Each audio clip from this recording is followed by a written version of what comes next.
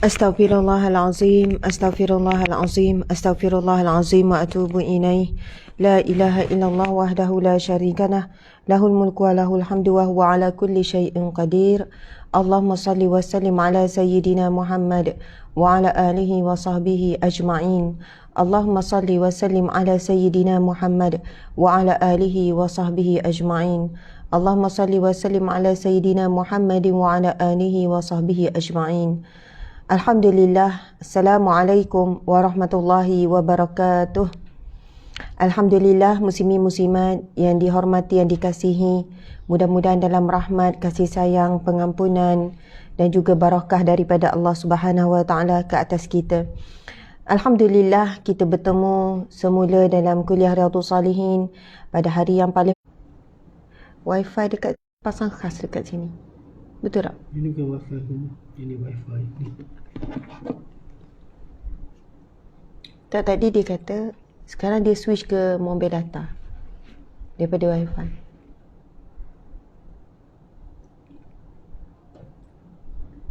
Gelap pula. Sekejap ya.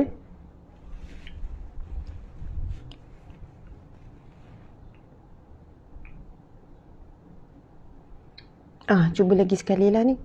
Wifi ni. Takut dia ambil wifi rumah. Tak wifi ni. Cuba lagi sekali, Ustaz.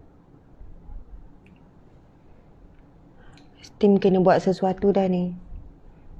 Ada something wrong ni dengan line ni.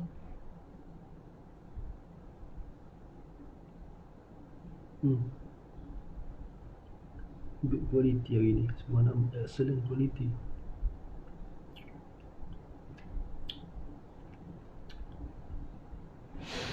Ni pun memang. Allahumma salli wa sallim ala Sayyidina Muhammad wa ala alihi wa sahbihi wa sallim wa sahbihi ajma'in.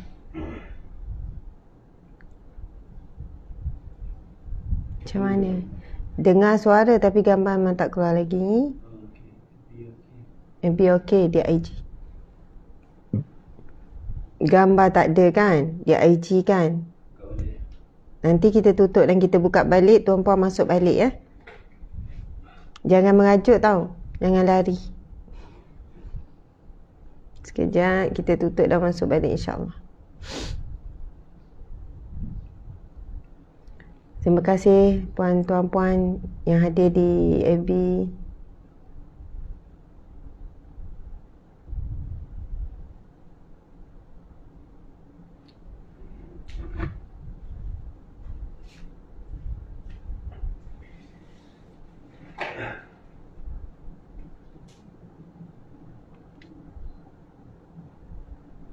Okey. InsyaAllah, muslimin muslimat dimata Allah sekalian, seperti biasa, Assalamualaikum warahmatullahi. Assalamualaikum warahmatullahi wabarakatuh. Salam sejahtera ke atas kalian, rahmat Allah dan barakah Allah terhadap kalian semua, termasuklah saya juga insyaAllah. Itulah yang terkandung dalam ucapan salam. Assalamu, sejahtera ke atas kamu, alaikum ke atas kamu semua, warahmatullah dan rahmat Allah, wabarakatuh dan berkat daripada Allah Subhanahu Wa Taala.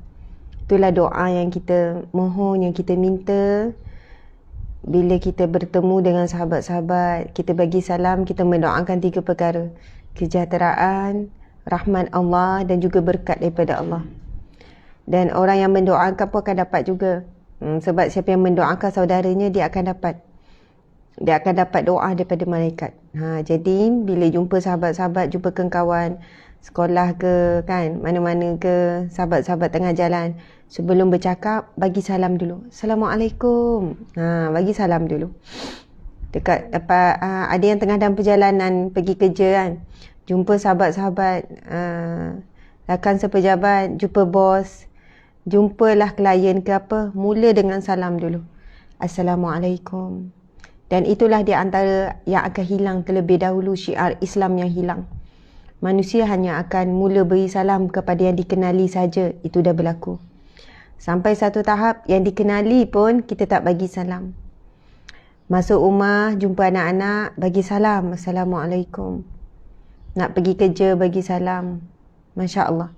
Amalan beri salam dan bersalaman itu sendirinya, bersalaman. Lepas solat isi salam suami, ibu bapa, salam anak-anak, cium tangan. Nabi SAW bersabda, sesungguhnya barang siapa yang bertemu lalu dia bersalam, maka akan gugurlah dosa-dosanya selama mana tangan tu berpegang. Jadi pegang lama sikit lah tangan suami. Suami pun pegang tangan isteri lama sikit.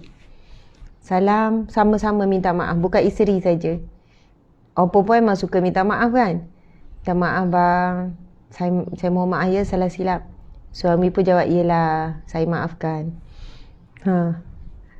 Bukan salah, jawapan tu pun betul. Tetapi lebih baik sama-sama mohon maaf. Sebab pasti sama-sama ada buat silap dan dosa. Suami pun apa salahnya kalau jawab, ya saya maafkan. Apa-apa saja kesalahan, kesilapan yang saya pernah terasa dengan awak, saya maafkan. Saya juga sama, saya minta maaf dengan awak. Jadi isteri pun cakap, Alhamdulillah, tak ada apa, saya pun sama dengan awak. Kau cakap saya awak lah kan. Kau cakap, gunalah bahasa masing-masing. Tak ada masalah panggilan tu. Yang penting boleh diterima oleh pasangan. Besarnya hikmah dan juga rahmat sebenarnya di sebalik salam yang kita tidak tahu. Yang menjadi satu syiar Islam. Yang mana Rasulullah SAW tidak lekang daripada memberi salam dan bersalam bila jumpa sahabat-sahabat. Doa tu sangat powerful. Doa dalam salam tu sangat powerful, muslimin-muslimat. Kita mula dengan Assalamu, sejahtera, sehatlah kamu, sejahteralah kamu. Kan soalannya kita doakan kebaikan untuk orang dan doa tu akan kembali pada kita. Allahu Akbar. Sekarang ni macam-macam lah tuan-puan sekalian kan. Pasal COVID ni, pasal Omicron lah apalah. InsyaAllah kita doakan semua dalam keadaan sihat walafiat. Mungkin sampai dah tiba waktunya kita ni berpegang teguh kuat dengan amalan-amalan sunnah. Amalan-amalan sunnah. Tak tahu virus apa. Ya, dengan pemakanan sunnah, dengan amalan sunnah, dengan banyakkan berdoa, dengan amalan-amalan pendinding ataupun pelindung diri. Allah lah sebaik-baik pelindung. Begitulah. Masya Allah. Okey, muslimin muslimat, kita mulakan dengan Al-Fatihah, 10 ayat awal, 10 ayat akhir, Asma'ul Husna. InsyaAllah. A'udzubillahi minasyaitanirrajim. Bismillahirrahmanirrahim. Alhamdulillahi Rabbil Alamin. Ar-Rahmanir-Rahim. Maliki Yawmiddin. Iyyaka na'budu wa iyyaka nasta'in. Ihdinas siratal mustaqim. Siratal ladzina an'amta 'alaihim. Ghairil maghdubi 'alaihim waladdallin. Amin.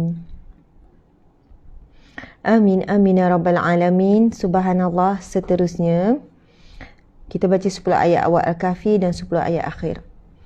A'udzubillahi minasyaitonirrajim. Bismillahirrahmanirrahim. Alhamdulillahilladzi anzala ala 'abdihil kitaba wa lam yaj'al lahu 'iwaja. قيما لينذر بأسا شديدا من لدنه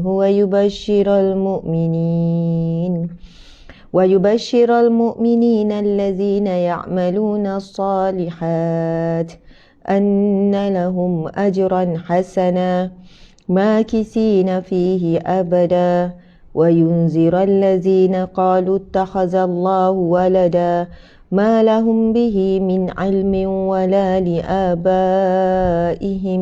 كبرت كلمة تخرج من أفواههم إن يقولون إلا كذبا فلعلك باخع نفسك على آثارهم إن لم يؤمنوا بهذا الحديث أسفا إنا جعلنا ما على الأرض زينة لها لنبلوهم أيهم أحسن عملا وإنا لجاعلون ما عليها صعيدا جرزا أم حسبت أن أصحاب الكهف والرقيم كانوا من آياتنا عجبا إذ أوى الفتية إلى الكهف فقالوا ربنا آتنا من لدنك رحمة وهيئ لنا من أمرنا رشدا. أعوذ بالله من الشيطان الرجيم. وعرضنا جهنم يومئذ للكافرين عرضا الذين كانت أعينهم في غطاء عن ذكري وكانوا لا يستطيعون سمعا أفحسب الذين كفروا أن يتخذوا عبادي من دوني أولياء إنا أعتدنا جهنم للكافرين نزلا قل هل ننبئكم بالأخسرين أعمالا الذين ضل سعيهم في الحياة الدنيا وهم يحسبون أنهم يحسنون صنعا أولئك الذين كفروا بآيات ربهم ولقائه فحبطت أعمالهم فلا نقيم لهم يوم القيامة وزنا ذلك جزاؤهم جهنم بما كفروا واتخذوا آياتي ورسلي هزوا إن الذين آمنوا وعملوا الصالحات كانت لهم جنات الفردوس نزلا خالدين فيها لا يبغون عنها حولا قل لو كان البحر مدادا لكلمات ربي لنفد البحر قبل أن تنفد كلمات ربي ولو جئنا بمثله مددا قل إنما أنا بشر مثلكم يوحى إلي أنما إلهكم إله واحد فمن كان يرجو لقاء ربه فليعمل عملا صالحا ولا يشرك بعبادة ربه أحدا. صدق الله العظيم. نسألك يا من هو الله الذي لا إله إلا هو الرحمن الرحيم الملك القدوس السلام المؤمن المهيمن العزيز الجبار المتكبر الخالق البارئ المصور الغفار القهار الوهاب الرزاق الفتاه العليم القابض الباسط الخافض الرافع المعز المذل السميع البصير الحكم العدل اللطيف الخبير الحليم العظيم الغفور الشكور العلي الكبير الحفيظ المقيت الحسيب الجليل الكريم الرقيب المجيب الواسع الحكيم الودود المجيد الباعث الشهيد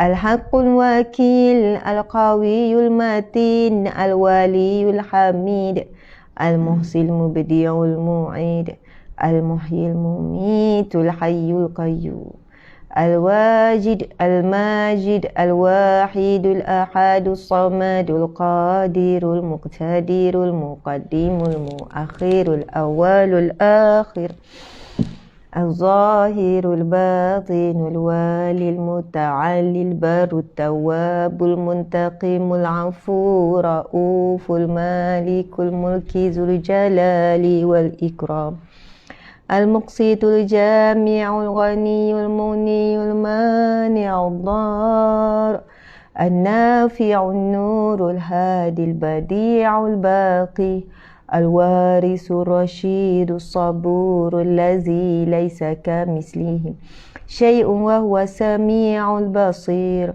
اللهم صل أفضل صلاة على أسعد المخلوقات كسيدنا محمد وعلى آله وصحبه وسلم عدد معلوماتك ومداد كلماتك كلما ذكرك ذاكرون وغفل عن ذكره الغافلون الله أكبر الله أكبر الله أكبر اللهم صل وسلم وبارك على سيدنا محمد وعلى آله وصحبه أجمعين. Alhamdulillah, muslimin muslimat, sahabat-sahabat yang dirahmati Allah sekalian, Alhamdulillah. Okey, sambil-sambil tu kan saya tengok macam-macam komen. Saya nak ucap dulu kepada siapa yang lahir pada hari ini, selamat hari lahir. Semoga sepanjang hayat, sepanjang umur, sepanjang hidup di alam rahmat dan barakat Allah.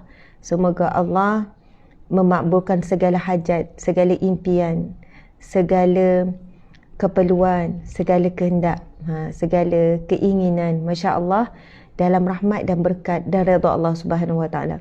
Sebab saya tengok ada yang ucap selamat hari lahir kan. Saya rasa satu suasana yang sangat baik pagi-pagi. Bila tengok komen tu, leka sebenarnya baca komen, dan saya sangat menyarankan sahabat-sahabat tulislah apa jua komen yang baik-baik kan. Ada yang kata ini hari lahir saya, doakan saya. Saya rasa sangat bagus. Bukanlah kata tak tahu malu, saya pun jenis macam tu juga kan. Kalau hari lahir tu jumpa kawan-kawan, ini lahir saya tahu, doakan saya, terima kasih, macam tu. Masya Allah. Tak salah pun kita sambut hari lahir, sebab Rasul juga meraihkan hari kelahirannya pada hari Isnin. Masya Allah. Nabi bersabda, sesungguhnya aku lahir pada hari Isnin dan aku berpuasa kerana bersyukur kepada Allah di atas hari kelahiranku. Jadi persoalan kita sambut pada tahun Hijri ataupun tahun Qamari kan, tahun Hijrah ataupun Qamariyah tu hijrah lah, ataupun Syamsiah itu miladi, itu tidak menjadi persoalan lah. Tak perlu jadikan ia satu pertikaian ataupun persoalan, tapi pada waktu yang sama, tarikh yang sama kita lahir, jadi kita meraihkan, itu tidak ada masalah. Yang terbaik dengan doa lah. Jadi insyaAllah selepas ni saya akan ucap selamat hari lahir tu setiap hari lah. Saya rasa mungkin ada daripada sahabat setiap hari. Masya Allah, Allahu Akbar. Siapa yang hari lahir tu, jangan segan bagi tahu ya. Hari ni hari lahir saya mohon doakan saya supaya dapat husnul khatimah. Mintalah doa apa kan. Terus tulis nak doa apa. Hari ni hari lahir saya, doakan saya boleh khatam Al-Quran sebulan sekali contoh. Doakan saya sihat semula, doakan saya jumpa jodoh. Macam tu. Masya Allah, Alhamdulillah. Kemudian saya tengok ada yang tanya, Ustazah, green screen ke? Jadi saya ni sukalah nak jawab, dia bukan green screen, ni sebenarnya memang background studio di rumah. Alhamdulillah. Dan saya sebenarnya kan, ada orang yang bagi sumbangan ataupun sponsor lah hiasan simple saja. Saya balik-balik tengok dah ada kan, waistcoating yang tampal, itu dinding biasa, dinding kosong. Lepas tu sekarang ni kan orang boleh tampal je waistcoating yang simple, bukan kayu. Sekarang ni waistcoating ada yang plastik, tapi plastik pun ada kualiti tertentu kan. Jadi macam tu lah. Alhamdulillah, ini adalah studio di rumah. Okey, kalau nak kita boleh sekadar saya share lah suasana tu, boleh nampak cik suami dekat bawah. Cik suami angkat ni sikit.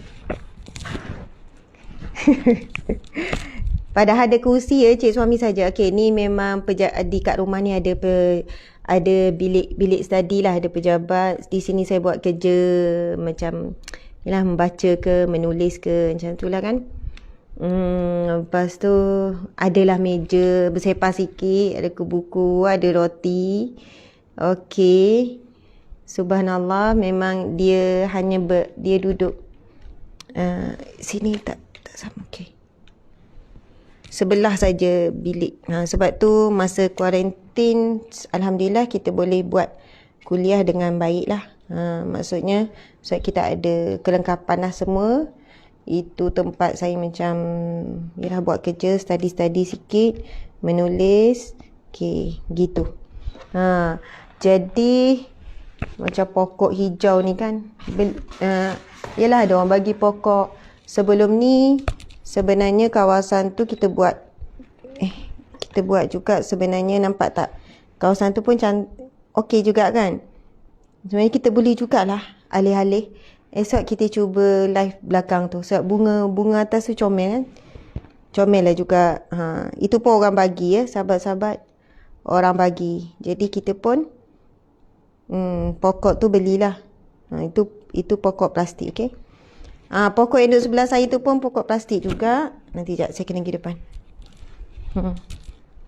Gitu. Masya Allah. Comel kan? Saya suka pokok ni. Simple. Pokok plastik juga. Tak susah lah kita nak jaga, nak kena baja ke, nak kena... Allah Akbar. Ustaz tolong jap. Saya rasa dia longgar. Sekejap, nak kena ke belakang sikit. Okey. Okey.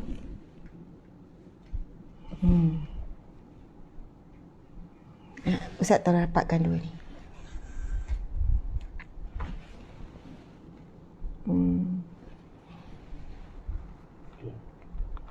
Okey. InsyaAllah. Okey ya. Alhamdulillah. Cantik bunga kat dinding tu kan? Alhamdulillah. Ya, sama juga dengan studio dekat pejabat pun sama. Orang bagi sumbangan juga yang background hijau cantik tu. Hijau cantik. Macam tu lah.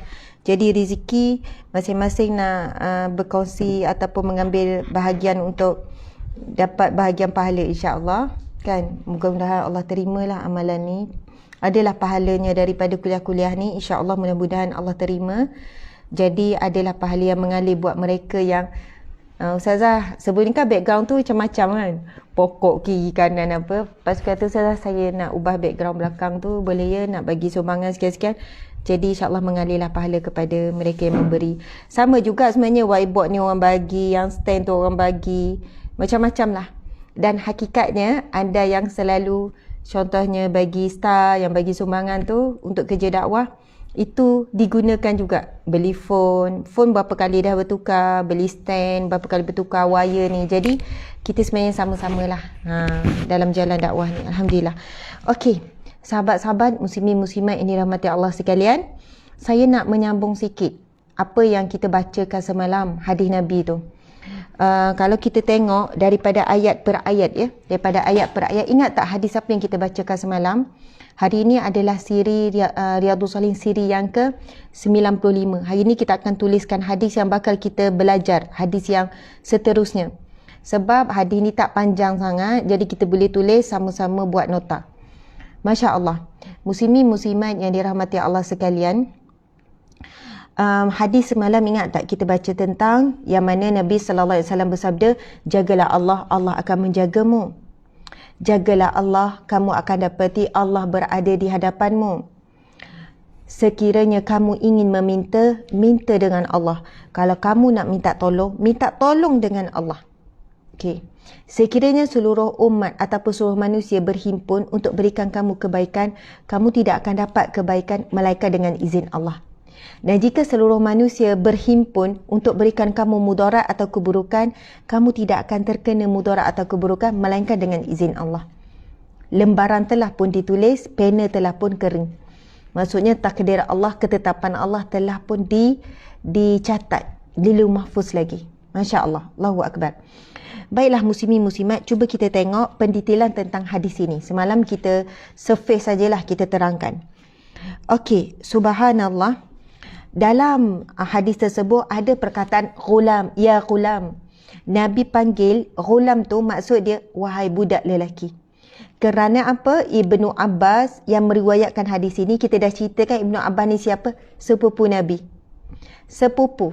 Maksudnya ayah Nabi dengan ayah Ibnu Abbas adik-beradik.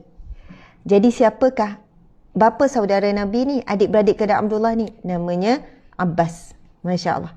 ketika Rasulullah SAW wafat, Abbas masih lagi ada. Abbas masih lagi ada. Bapa saudara Nabi tak meninggal lagi. Abbas masih ada. Masya Allah. Allahu Akbar. Jadi bila Nabi panggil ya ghulam, wahai budak lelaki, Abbas ketika mendapat hadis ini, kan, dapat ketika itu berada di atas kenderaan, Abbas berada di belakang, Nabi kata ya ghulam, kan, wahai budak lelaki. Umur Abbas 10 tahun. 10 tahun. Maksudnya lebih kurang ketika itu umur Nabi 60 tahun. Subhanallah. Kerana Rasul wafat ketika Abbas umur 13 tahun. Lebih kurang itulah dalam sekitar umur 60 tahun. Subhanallah. Lalu Nabi menyebutkan tentang kalimat, beberapa perkataan, yakni beberapa ungkapan ataupun ayat yang dijamakkan dalam bentuk jam'ul qilah untuk menunjukkan bahawa ungkapan yang akan diajar itu sedikit sahaja supaya mudah diingat dan mudah dihafal. Aku ingin mengajarkan kamu, Nabi kata. Aku ingin mengajarkan kamu beberapa perkataan. Nabi kata kan, wahai budak, sesungguhnya aku akan mengajar kamu beberapa kalimah. Beberapa kalimah. Itu salah satu, tuan-puan sekalian, kaedah Rasulullah dalam menyampaikan. Rasul beri gambaran, nak cakap sikit. Macam tu. Subhanallah. Kalau kita panggil anak kan, mari sini, Umi nak cakap. Banyak benda Umi nak cakap. Ya Allah, anak kita dengar tu kan, banyak benda Umi nak cakap. Terus dia blok fikiran dia, terus dia dah susah hati, terus dia, apalah Umi nak cakap ni, banyak ni, apalah, Masya Allah. Bang, saya ada nak cakap. Benda penting, benda berat, banyak benda kita kena bincang. Suami bila dengar tu macam batu besar kena hempuk. Sudahlah, bini aku nak cakap pasal apalah ni. Masya Allah.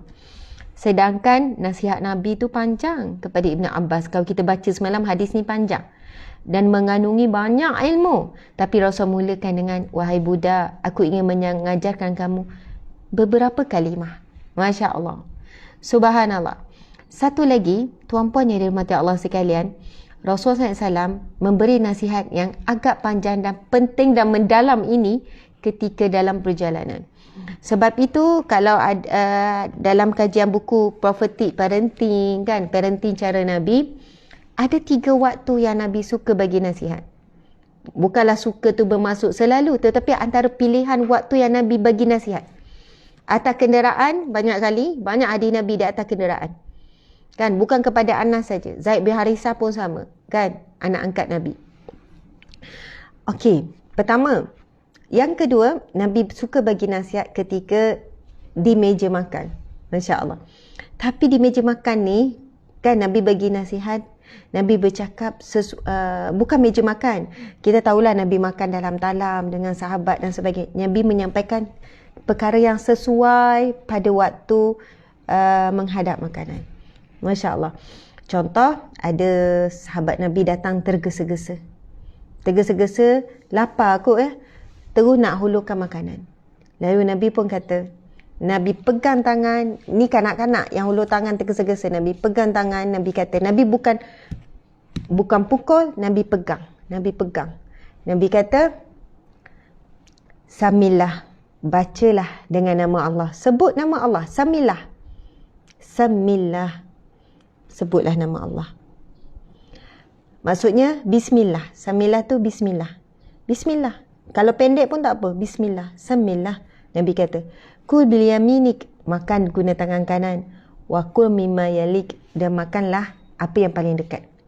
Ada satu ketika peristiwa yang sama juga, sedang menghadap hidangan, tiba-tiba ada satu tangan yang sangat cepat tanpa sebut nama sebut bismillah. Tanpa sebut bismillah, muslimin-muslimat. Kemudian sama juga Rasul pegang tangan Rasul kata, sesungguhnya syaitan akan menikmati ataupun akan makan hidangan ini melalui tangan orang ini, Nabi kata. Bukan maksudnya tangan orang tu tangan syaitan, tapi kerana dia tidak memulakan dengan bismillah, dengan nama Allah, maka Nabi kata tangan ini akan memberikan laluan kepada syaitan untuk makan. Masya Allah. Sebab itu ada dalam satu hadis Nabi SAW, barang siapa yang masuk dalam rumah tanpa memberi salam,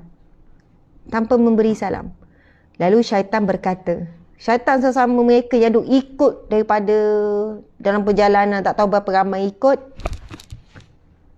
Tak tunggu dalam perjalanan lah, yang kat luar rumah tu pun banyak. Lepas tu tak bagi salam. Lalu syaitan kata sesama dia, ada tempat menginap bagi kita. Ada tempat tinggal, ada tempat untuk kita rehat. Bila masuk rumah tak bagi salam. Tuan-puan sekalian, kalau siapa yang... Sebab itu saya memilih kitab Riyadhus Shalihin ni, sahabat-sahabat, Masya Allah, kitab Riyadhus Shalihin ni, usahalah untuk beli. Satu kitab yang kita tahu ia adalah himpunan hadis Nabi firman Allah, hadis-hadis yang sahih, disusun oleh Imam Nawawi, Masya Allah. Tuan-puan, saya baca hadis ni dalam kitab ni. Kalau tuan-puan tengok tajuk, senarai tajuk di belakang depan, cuba tengok senarai tajuk. Lepas tu kan dia ada nanti kitab pakaian. Lepas tu ada kitab adab tidur. Lepas tu kitab adab makan. Masya Allah, Allahu Akbar.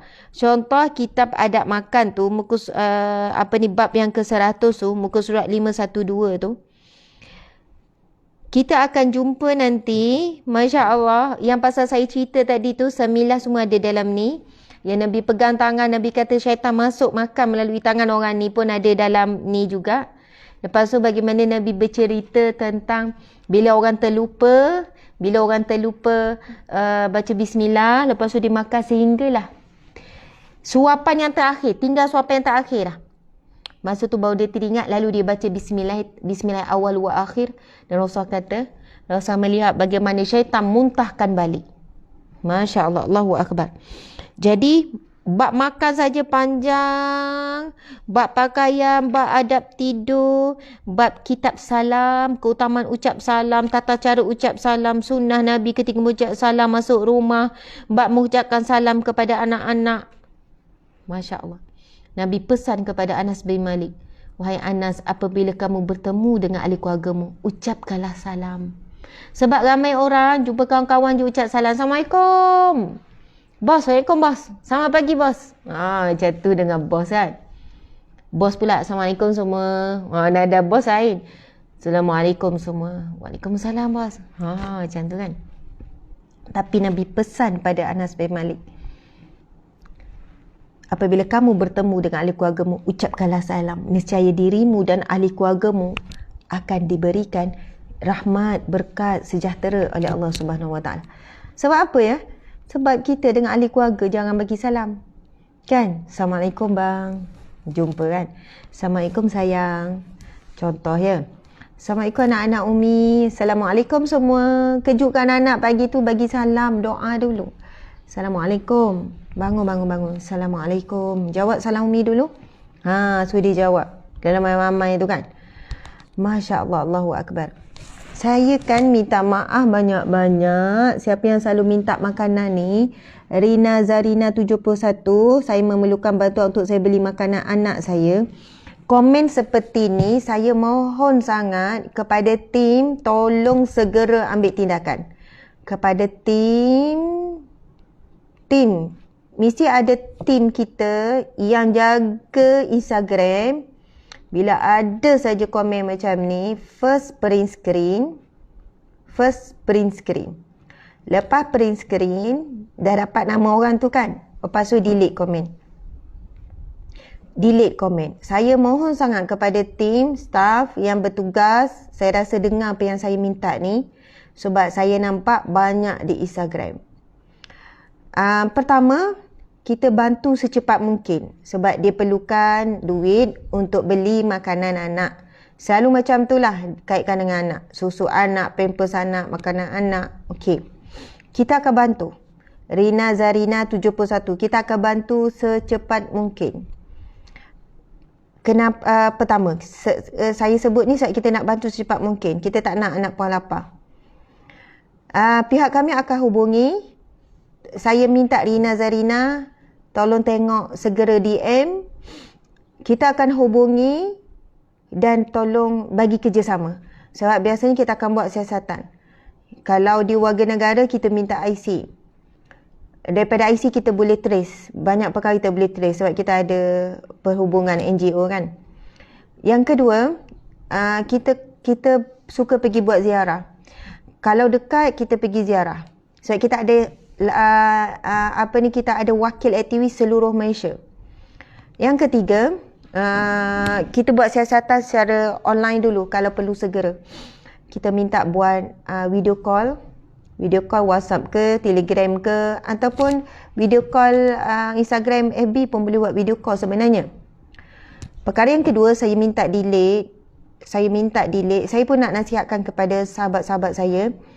Kita berhati-hati, tolong berhati-hati dengan komen-komen seperti ni. Saya bukan bagi tahu Rina Zarina 71. Kita pun tak tahu scammer atau tidak, tetapi memang banyak sangat scammer. Bila kami buat siasatan, bila kita hubungi tak dibalas, kita kata nak buat siasatan sikit tak dibalas, tak nak bagi kerjasama. Kalau betul ada anak, kita minta tunjuk dalam video call tu anak.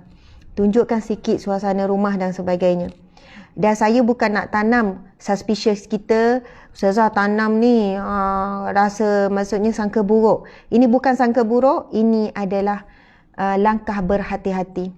Langkah berhati-hati sebab scammer ini begitu banyak. Dia gunakan anak apa semua. Sebab itu maksud kita minta gambar. Mula kita kata okey boleh bagi gambar. Dia boleh bagi gambar. Tapi bila kita minta buat video call, boleh tak nak tengok anak-anak tu? Dia mula tak nak. Dia mula marah-marah dan sebagainya. Jadi kenapa kami buat siasatan sampai begitu sekali? Sebab kami memegang amanah kepercayaan orang ramai untuk menggunakan amanah tu, untuk menggunakan duit orang ramai itu kepada yang sepatutnya. Sebab itu bantuan digerobok tu yang datang, digerobok NGO kita kan, tepi galeri Ustazah Asmat tu, hari-hari ramai orang datang. Mereka ada kad ya. Kad tu selepas mereka dibuat siasatan, kami pergi rumah ke rumah. Ribu-ribu rumah kami pergi. Wakil kami pergi buat siasatan bukan apa. Alhamdulillah bila turun rupanya dia lebih dhaif daripada yang kita sangkakan. Kalau rumah bocor, kita baiki. Bila pergi ziarah tengok ada orang tua terlantar atas lantai. Bukan atas lantai macam mana, mungkin atas tilam. Kita belikan katil orang sakit. Perlukan kursi roda, beli kursi roda. Sebenarnya banyak hikmah bila kita turun ziarah. Muslim or non-Muslim. Non-Muslim pun sama. Kita turun ziarah juga. Sebab yang datang mohon bantuan, tepi gaya Ustazah Asmat tu, memang hari-hari orang penuh. Subhanallah. 50% Melayu, 40% India, 10% Cina. Kita pergi ziarah. Tapi memang kita jumpa ada yang tak jujur. Kan? Ada yang tak jujur. Mereka bukan susah apa semua. Mereka boleh kerja. Jadi daripada situlah kami cuba menjalankan tanggungjawab sebagai NGO yang diberi amanah. Sumbangan yang diberikan, macam hari ni hari Jumaat kan, ramai yang akan bagi sumbangan melalui NGO Sahabat Amal Care. Alhamdulillah. Jadi sebesar itu amanah, sebesar itu tanggungjawab untuk kami memastikan sumbangan orang ramai digunakan pada jalan-jalan yang tepat, jalan-jalan yang betul, orang yang tepat. Jadi saya memang harap, saya minta tim, kalau ada komen macam ni, print screen, hubungi segera dan delete, dan kalau dia adalah scammer, terus block. Sebab saya bimbang sangat mereka menggunakan live saya ni, kan, sebab saya tengok non-stop mesej-mesej seperti itu, ramai yang tertipu. Sebab ramai orang tak buat siasatan. Okay, saya kesiannya anak ni, ni. Orang yang tak biasa, orang awam ni, nak tanya lebih pun takut. Kami NGO, kami mendirect, minta maaf ya, prosedur kita perlu buat siasatan sikit, gini-gini. Kalau yang betul tuan-puan sekalian, memang mereka boleh bagi kerjasama. Boleh. Puan perlukan dokumen apa? Masya Allah. Muslimat yang dirahmati Allah sekalian, kalau kita dapati betul, kita bagi lebih lagi. Kita bagi lebih. Oh, apa lagi? Saya baca mesej kan, saya buat siasatan sendiri. Saya hubungi, boleh tengok video call. Masa tu kebetulannya yang saya buat siasatan ni, kadang-kadang saya buat siasatan, dia tunjuk anak-anak yang kecil-kecil. Lepas tu apa cerita ni puan, saya tanya. Suami saya baru saja masuk penjara, Ustazah, terlibat dengan dadah. Masa saya mengandung anak keempat macam tu lah. Tapi macam mana puan survive? Saya pergi bercuci-cuci rumah orang. Lepas tu baby tinggal siapa? Pada anak yang darjah berapa? Tapi saya boleh tinggal sekejap, Ustazah, saya bimbang baby ni. Gini. Lepas tu apa yang puan perlu? Saya dah tak bayar sewa lebih kurang 5 bulan, 6 bulan. Tak apa, kita bayar sewa. Apa lagi keperluan? Bil api, bil air. Bil api dah kena potong ke macam mana entah. Terus kita selesaikan hari tu. Okey puan, kita selesaikan ni. Sebab apa? Bila jujur tuan-puan sekalian, bila dia share, dia tunjuk anak-anak, dia tunjuk keadaan rumah, dia tunjuk bukti suami dia ditangkap polis, ditahan sebab apa? Terlibat dengan dadah. Dia dalam keadaan berpantang lagi, dah keluar pergi kerja cari duit sikit sebanyak untuk anak-anak. Sebab itu bila kita buat siasatan, kita boleh bantu lebih. Dan orang yang jujur, subhanallah, kita sangat suka. Sebab apa? Walaupun dia kata, Ustazah terima kasih, tolong. Saya kata bukan saya, tapi ramai penyumbang. Dan saya sebenarnya nak ucap terima kasih pada puan. Sebab puan, kami boleh buat kebaikan. Kami boleh buat pahala. Sebenarnya kita saling tolong menolong. Dia kata, saya tak ada tolong apa-apa Ustazah. Puan tolong kami semua. Di dunia kami bantu puan dengan anak-anak. Tapi di akhirat puan yang bantu kami. Asbab sedekah yang diberikan oleh orang ramai membantu keperluan puan ni akan jadi burhan, jadi saksi puan. Saksi yang paling utama, yang paling penting, yang tidak diragui di mahsyar kelak. Dekat akhirat kelak, tuan-puan sekalian, kita nak minta saksi. Bang, abang jadi saksi, saya dulu isteri yang baik. Suami pun dalam keadaan ketakutan. Saya tak boleh fikir, saya pun tak tahu lepas tak di hadapan Allah ni. Minta dengan anak jadi saksi. Nak tolong jadi saksi, Umi banyak berkorban untuk anak-anak. Oi, semua di padang mahsyar, semua ketakutan. Bahkan para umat minta dengan para Nabi di mahsyar pun, muslimin-muslimat. Nabi kata, nafsi biyadi. Diriku pada tangannya, pada tangan Allah. Aku sendiri tidak pernah melihat kemarahan Allah sebagaimana marahnya Allah pada hari ini. Itu jawapan para Nabi apabila umat mereka pergi mohon dengan Nabi untuk mohon pertolongan. Kecuali Nabi Muhammad SAW sahaja Nabi yang boleh beri syafaat. Tetapi Nabi sebut dalam hadis yang sahih yang kita dah belajar pada tajuk-tajuk yang lepas. Nabi sebut apa? Sadaqatun burhanun. Sedekah adalah saksi. Sedekah adalah bukti. Saya kata puan akan jadi saksi di mahsyar kelak. Puan akan jadi bukti bagi kami yang menyumbang. Sebab itu saya ucap terima kasih pada puan. Kalau kita jumpa orang susah, kita jumpa orang miskin, kita jumpa orang yang betul-betul memerlukan, perlukan belajar ke? Saya kalau jumpa orang-orang yang perlukan bantuan belajar, tuan-puan kalau jumpa, kalau tahu orang susah tapi rajin belajar, tuan-puan ambil peluang. Saya nak tanggung anak akak ni. Berapa belanja dia sebulan? Nanti sampai masuk universiti, saya niat saya nak tanggung semua. Jumpa anak orang susah, macam tu cara bagi semangat dia belajar. Ambil seorang. Subhanallah. Bukan ambil jaga kat rumah, tapi kita bagi tahu. Kita nampak anak tu rajin. Cuba berhubungi sekolah-sekolah pondok. Banyak pondok-pondok, anak bijak-bijak, pandai-pandai, hafaz Quran, hafaz itu. Tetapi anak yang susah, anak orang miskin, berhenti belajar sebab tak ada duit. Kita kata tak apa, kita tanggung. Kita pun tanya berapa orang lagi kawan-kawan, contoh kan. Itu pahala yang mengalir tanpa henti. Sedekah jariah namanya. Sedekah yang pahala tanpa henti. Kita duduk kat rumah, tak susah payah nak baca kitab macam mereka, ataupun belajar universiti ke. Tak susah payah nak exam macam mereka. Tak susah payah nak menghafal hadis sampai beratus beribu. Tapi kita dapat pahala sepanjang dia belajar. Dan sepanjang esok kalau dia mengajar. Subhanallah, kita tak susah payah macam dia mewakafkan diri, tetapi kita dapat pahala. Itu orang yang bijak. Orang yang bijak, dia nak cari rezeki sungguh-sungguh. Sebab apa? Dia tahu dengan rezeki ni, dia boleh dapat pahala mengalir dengan memberikan, memanjangkan sedekahnya. Jadi, ni tak berhenti, komen dah berhenti ni. Jadi, saya minta sangat tim ambil segera dan delete. Subhanallah. Saya bab-bab macam ni minta maaf. Saya memang bertegas sebab saya bimbang orang tertipu. Hadir kuliah, lepas tu tertipu. Tengok ada lagi Izzatul Hana 22. Minta pertolongan hamba Allah yang sudi bantu saya perlukan bantuan beras dengan barang basah dan susu untuk anak saya. Saya harap sahabat dunia akhirat sudi bantu saya, amin. Sama juga ni Izzatul Hana 22, tolong hubungi segera Izzatul Hana. DM NGO kita, tuan-puan sekalian. Mana tim ya? Saya tak nampak lagi tim. Ya? Ada orang lain pula.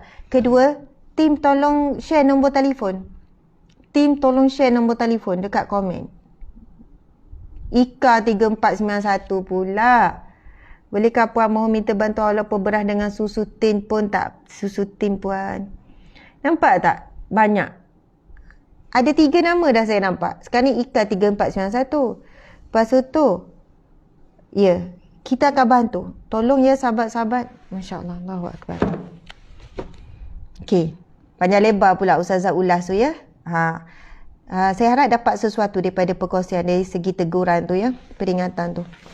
Okey, Masya Allah. Muslimin muslimat yang dirahmati Allah sekalian, hari Jumaat yang barakah. Kita sambung lagi pengajar Riyadhus Salihin kita. Masya Allah, Alhamdulillah. Muslimin muslimat dimati Allah sekalian. Saya nak sebut. Hadis ni kan tadi tu Nabi menyampaikan ketika ke atas kenderaan. Di atas kenderaan. Dan saya tak baca habis hadis Nabi sebut pasal bila masuk rumah tak bagi salam, syaitan kata ada tempat menginap untuk kita. Dalam kitab Riyadhus Salihin ni, hadis tu ada dalam kitab ni. Nanti sampai bab adab makan. Nabi sebut ada tempat Nabi sebut, syaitan sebut bila seorang masuk rumah tak bagi salam ataupun tak baca doa, kurang-kurangnya baca bismillah, bismillahirrahmanirrahim. Syaitan masuk berbondong-bondong dalam rumah, mereka kata ada tempat tinggal untuk kita. Ajak ramai-ramai kawan-kawan dia, rumah ni jadi tempat tinggal. Kan? Balik je bergaduh laki bini. Balik je anak-anak jadi mangsa. Balik je marah. Rupanya bawa masuk sekali dalam rumah dengan syaitan, iblis, jin apa semua. Kemudian bila makan, Nabi sambung lagi. Bila makan, lalu dia tidak menyebutkan kalimah bismillah.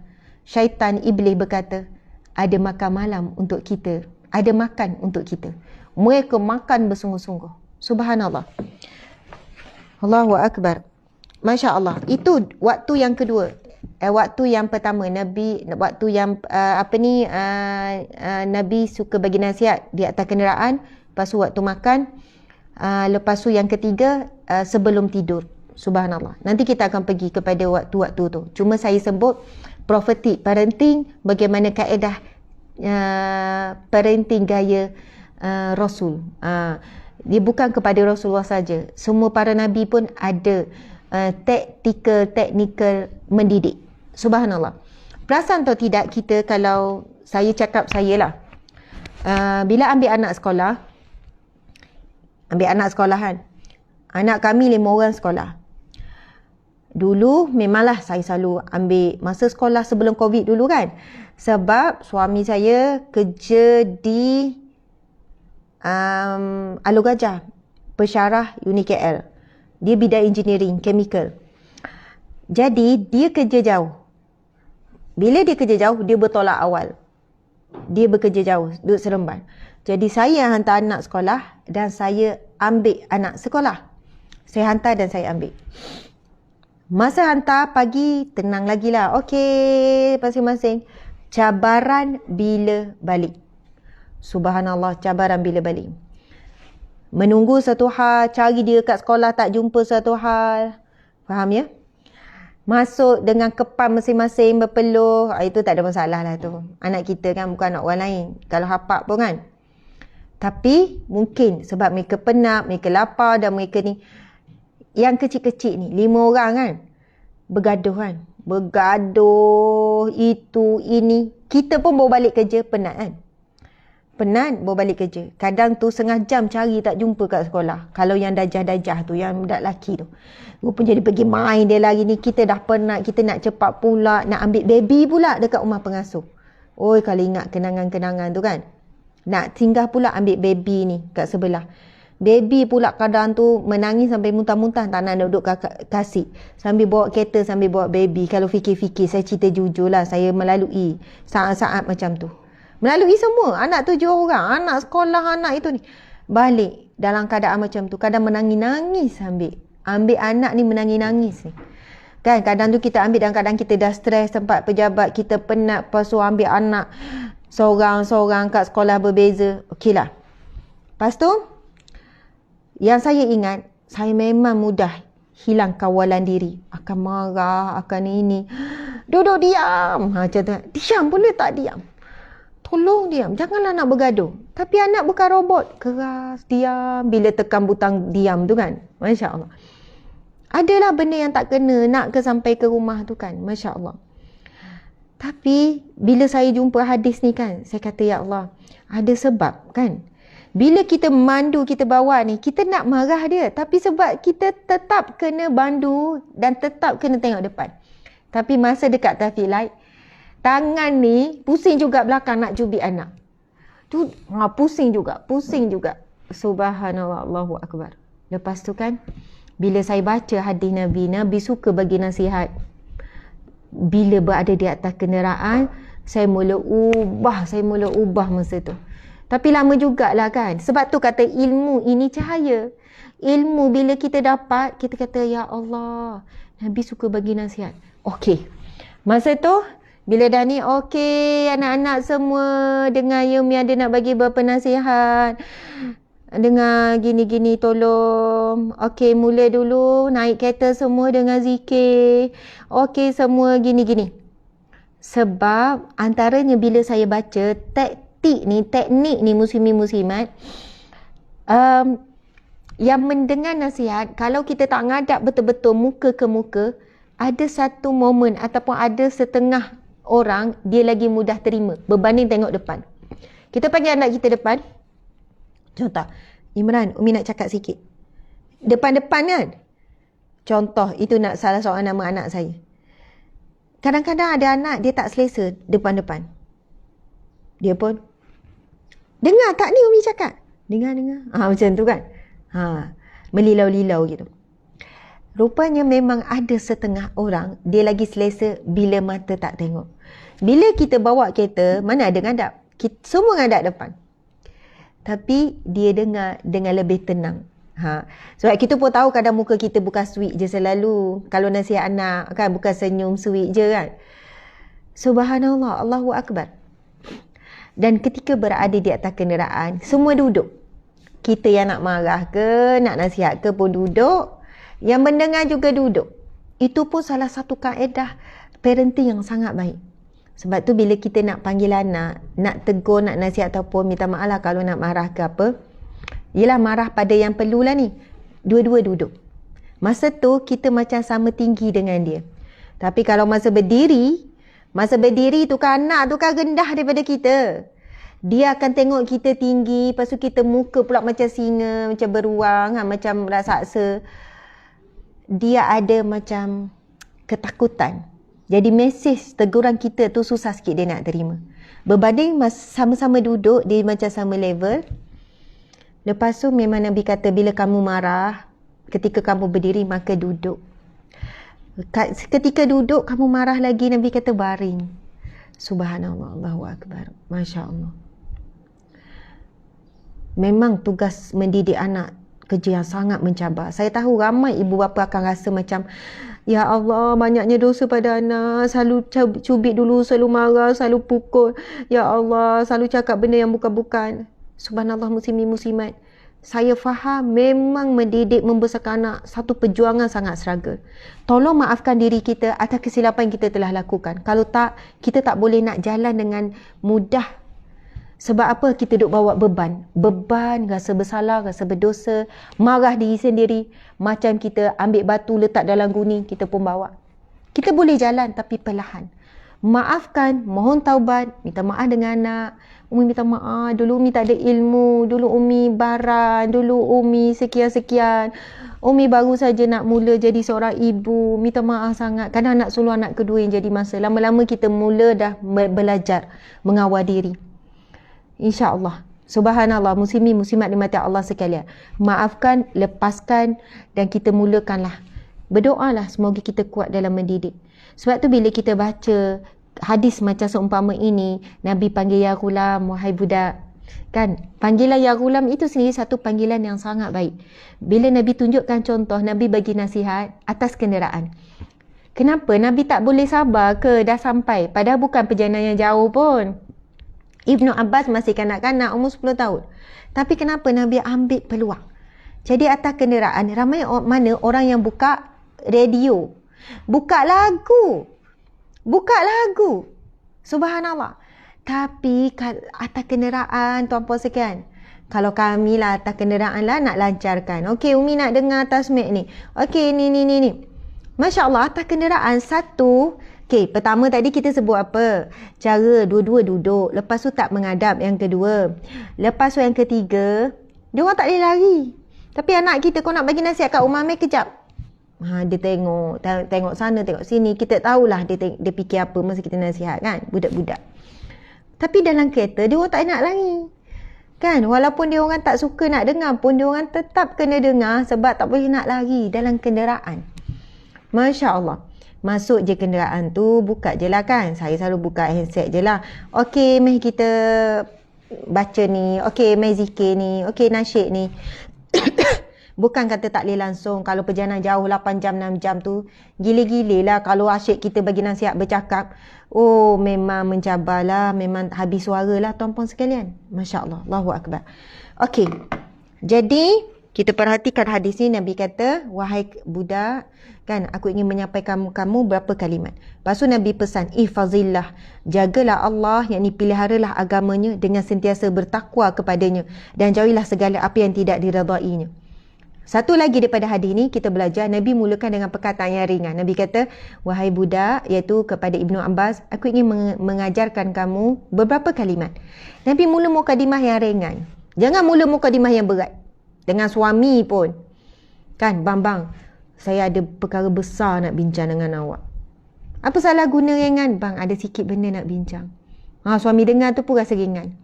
Bang, banyak benda nak bincang ni bang. Tolong bang, duduk kejap. Banyak benda. Penting sangat. Dunia dan akhirat. Ia melibatkan dunia dan akhirat bang. Oh, orang perempuan kan suka ayat-ayat. Ayat-ayat powerful. Ayat-ayat yang kita kata apa? Ayat-ayat menekan. Ayat-ayat memberi penekanan. Abang. Macam tu kan. Subhanallah, muslimin muslimat, Masya Allah. Kadang dengan anak-anak kita cakap mukadimah dah menggerungkan. Kan, menggerungkan bercakap dengan anak. Mari sini kejap. Umi ada perkara penting nak bincang. Besar benda ni. Umi tak tahulah. Kalau kamu tak boleh berubah juga, apa akan berlaku akan datang. Ayat-ayat killer. Betul-betul orang perempuan suka ayat killer. Jadi, cara Nabi berbeza. Contoh Nabi bagi nasihat. Saya tak ingat Zaid bin Harisah ke.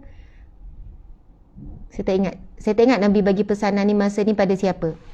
Sebelum bagi nasihat, buka dulu pintu hati. Kita ni belum buka pintu lagi. Bagi. Saya sebut kita sebab saya muhasabah diri saya. Okey. Nabi bila nak nasihat ke budak, sebab saya tak ingat Zaid bin Harisah ke satu lagi nama apa tu. Semua ni kanak-kanak. Nabi mula dengan apa? Nabi kata, Inni uhibbuka fillah. Macam itulah. Sesungguhnya, Nabi mula panggil dia, lepas tu, sesungguhnya aku sangat sayangkan kamu. Sesungguhnya hatiku sangat menyayangimu. Itulah dia kan. Kau nak mula dengan anak, contoh sini kejap. Umi sayang Sarah ni. Umi sayang sangat Sarah. Kadang-kadang anak ni dah faham. Ya Umi, kenapa Umi ada nak cakap apa? Macam tu kan. Umi ada nak tegur tadi Umi nampak Sarah minum berdiri. Contoh saja, contoh ayat ya. Subhanallah. Nabi ajarkan pada kita kaedah.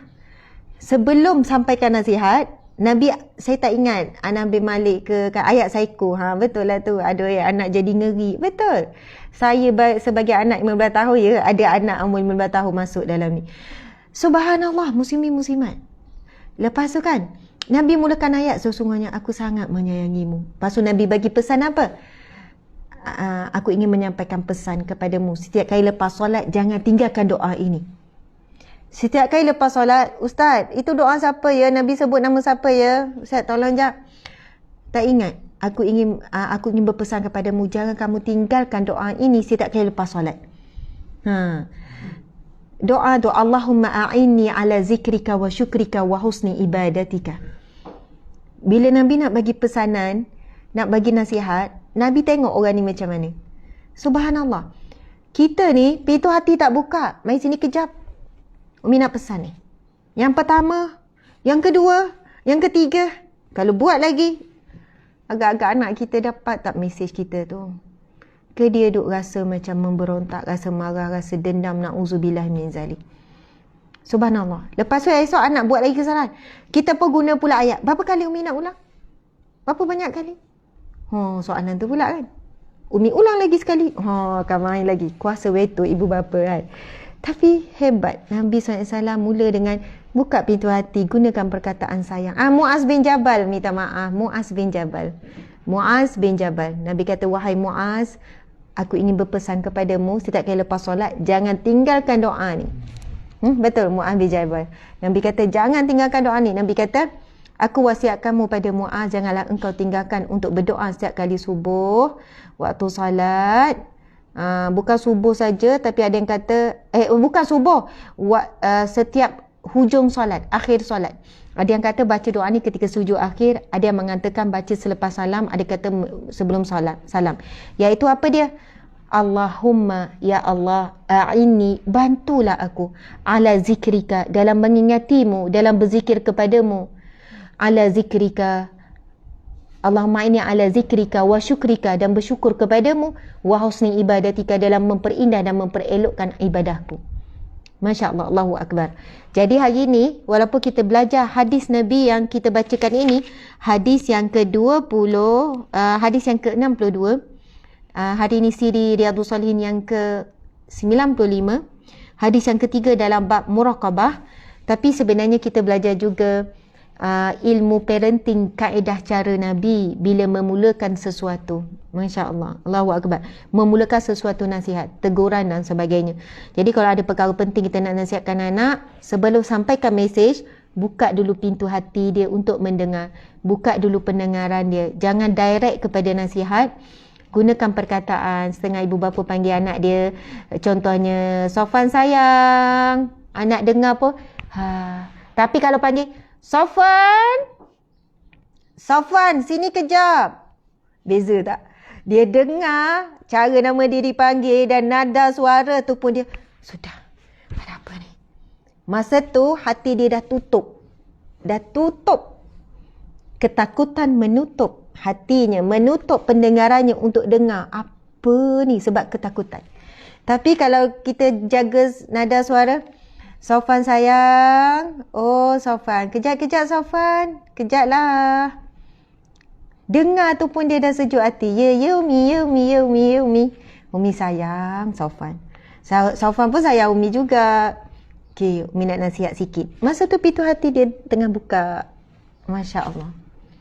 Kan, muslimin-muslimat yang dirahmati Allah sekalian, usahalah tidak pernah terlambat dalam kita mendidik diri kita untuk jadi ibu bapa yang lebih baik, untuk jadi pasangan lebih baik, untuk mendidik diri kita dan mendidik anak-anak, insya-Allah. Alhamdulillah.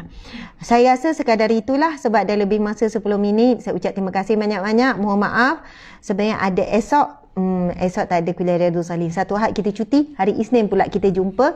Kita kena sambung lagi hadis ni, sebab saya nak beri perhatian kepada kalimah wa iza sta'anta fasta'in billah wa iza sa'alta fas'alillah. Garang tu, ya. Subhanallah. Saya pun menginsafi diri saya. Ada waktu saya garang, muslimin-muslimat. Bukan nak buka aib, ya. Ada waktunya saya terlebih tegas. Saya pun fikir, ya Allah. Tapi saya sentiasa memberi peluang pada diri saya untuk menjadi lebih baik. Tuan-puan, beri peluang pada diri sendiri. Maafkan, terima bahawa kita adalah manusia biasa. Masya Allah. Tuan-puan dimati Allah sekalian, kita akan beri fokus pada hari Isnin minggu depan pada perkataan kalimah yang Nabi sebut apabila kamu minta pertolongan, minta tolong dengan Allah. Apabila kamu nak minta sesuatu, minta dengan Allah dalam perkaitan yang sangat serius. Tengok ayat kila kan. Nak tarik perhatian, tak apalah ya. Perbincangan yang sangat penting berkenaan dengan ramai hari ini orang melakukan syirik. Syirik akbar, syirik besar ataupun syirik khafi yang tersembunyi kerana meminta sesuatu selain daripada Allah. Hari ini ramai orang yang sakit sihir, dia pergi jumpa bomoh. Hari ini, semalam tuan-puan ada bacakan berita viral, ada artis Indonesia. Dia pelihara anak patung macam anak sendiri.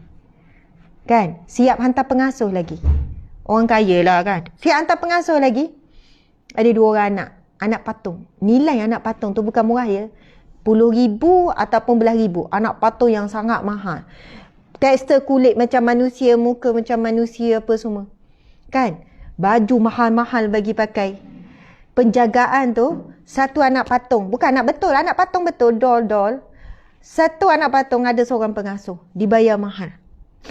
Saya buat kajian, saya baca-baca dan saya tengok benda ni memang dah lama. Kalau Mak Saleh dah lama. Di Thailand memang glamour. Mereka memelihara anak patung, sebenarnya mereka sedang melakukan pemujaan. Pemujaan, dimasukkan roh-roh si mati dan sebagainya. Dan anak patung tu macam boleh bagi respon. Dan seolahnya bila dia jaga anak patung betul-betul, bisnes dia makin maju, perniagaan, apa yang dia usahakan dan sebagainya. Jadi, bukan itu saja yang saya bakal bincangkan pada Isnin minggu depan. Bentuk-bentuk syirik yang kita tak perasan. Sebab itu, bila pergi kepada syarah kalimah wa iza sa'alta fas'alillah wa iza sta'anta fasta'in billah, Nabi pesan, apabila kamu meminta suatu, minta dengan Allah. Bila kamu perlukan pertolongan, minta pertolongan, minta tolong dengan Allah. Sebab umat akhir zaman, krisis kepercayaan dan keyakinan kepada Allah sangat longgar, sangat goyah. Mereka tetap menggunakan nama Allah, tetapi perkataan perantaraan tu, memanglah saya yakin Allah yang tolong. Saya yakin Allah, tapi kan kita perlukan perantaraan. Ini ikhtiar saja, ini usaha je. Saya jumpa seorang ustaz tu bagi satu tali suruh pakai, usaha je, tapi saya yakin pada Allah. Muslimin muslimat, menggunakan perantaraan seperti itu sebenarnya hanya menipu ataupun menunggang nama Allah. Ada penunggang agama, ada tunggang nama mak saya cakap, mak dia tak cakap pun. Ada tunggang nama suami, macam-macam tunggang kan. Ada yang menunggang nama Allah, tetapi untuk membenarkan perbuatan syirik yang dia lakukan. Jadi, insya-Allah pada Isnin minggu depan kita berjumpa dalam kuliah Riyadhus Salihin. Terima kasih pada semua, sayang semua kerana Allah, kerana Rasulullah sallallahu alaihi wasallam. Kita tangguhkan dengan tasbih kafarah dan surah Wal-Asr. Bismillahirrahmanirrahim. Subhanakallahumma wa bihamdika asyhadu an la ilaha illa anta astaghfiruka wa atubu ilaih. Bismillahirrahmanirrahim. Subhanakallahumma wa bihamdika asyhadu an la ilaha illa anta astaghfiruka wa atubu ilaih. Allahumma salli wa sallim ala sayidina Muhammadin wa ala alihi wa sahbihi wasallam. Sahabat-sahabat ada yang tanya, Ustaz cerita pasal filem ke? Tak. Memang ada filem The Guardian, kan? Ada lagi filem-filem yang mereka pelihara macam ni. Tak, saya bukan cerita pasal filem. Lepas tu ada yang tanya, oh yang jaga yang anak-anak patung yang bagi anak main tak ada masalah. Tapi kalau peringkat memuja tu kita tengok hari Isnin ni, bagaimana situasi sampai peringkat patung-patung ni sehinggakan patung ini ada penghuni tetap dia. Ada jin, ada syaitan, ada iblis ataupun ada jin lah dalam tu. Sehingga kan boleh menyebabkan pemilik patung itu dirasuk, pemilik patung tu merasakan tak boleh hidup tanpa patung tu. Kan? Dibelai, digosok, dilihat, ditidur, kan? Cium, peluk, seolahnya dia melayani umpama makhluk yang bernyawa. Bercakap dengan patung, bercakap, aku sedih, kau dengarkan apa aku cakap. Contoh-contoh ya, muslimin muslimat. Tetapi di Thailand memang mereka jual, ada nama patung khas yang mana telah diberikan kepada sami-sami, diberikan kepada bomoh-bomoh untuk memasukkan roh-roh. Sebab itu bila mereka beli patung ni bukan murah, kan belah ribu, puluh ribu patung-patung ni, seolahnya ada roh dalam tu, ada nyawa yang mereka merasakan ada orang lain, maksudnya ada makhluk lain bersama dengan dia. Boleh bagi respon, kan? Bukan respon suara, soalannya mungkin dari segi soul tu, dari segi roh, dari segi perasaan tu. Jadi itu salah satu saja contoh tuan-puan sekalian. Isnin ni kita akan bincang secara lanjut berkenaan dengan memohon sesuatu selain daripada Allah, sama ada secara jelas ataupun secara tersembunyi. Subhanallah muslimin muslimat, Nabi SAW bersabda, golongan yang dapat syurga Allah tanpa dihisap, tanpa diazab adalah masuk syurga Allah tanpa dihisap, tanpa diazab adalah mereka yang bertawakal penuh kepada Allah. Bila berlaku sesuatu, minta semata-mata kerana Allah. Kita kena belajar untuk sampai tahap tu supaya kita dapat masuk syurga tanpa dihisap, tanpa diazab. Alhamdulillah, wabillahi taufiq wal hidayah. Assalamualaikum warahmatullahi wabarakatuh. Saya sayang semua kerana Allah, kerana Rasulullah. Amin ya rabbal alamin. Okey, alhamdulillah.